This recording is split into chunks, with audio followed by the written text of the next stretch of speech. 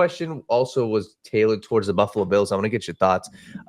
Fantasy-wise, outside of Josh Allen, are you confident in James Cook? Are you confident in Dalton Kincaid? Just give me your overlook on the Bills as well as their matchup against the Cardinals.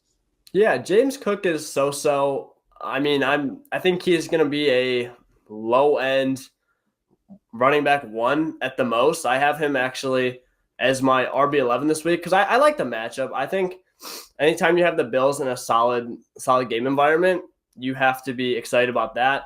James Cook is a guy that can catch passes. He had a really good end of the season. I'm not all in on him, but I think that it's kind of forgotten about. He was an absolute beast in a lot of people's leading up to the fantasy playoffs or even the start of it last season. But Dalton Kincaid, though, is a guy that I really like. Kincaid is my tight end 3, which is higher than most people have it. I know a lot of people were really excited about Mark Andrews, so I don't think that's too crazy of a take to have Kincaid over Andrews anymore after what we saw yesterday. But even Trey McBride, I like Kincaid over him.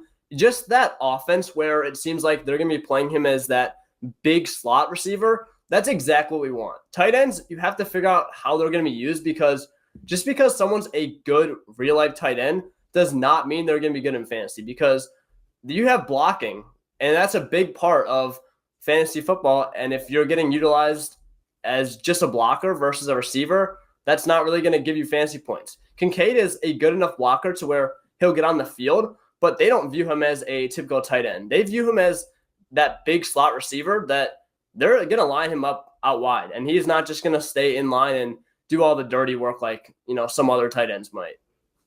Yeah.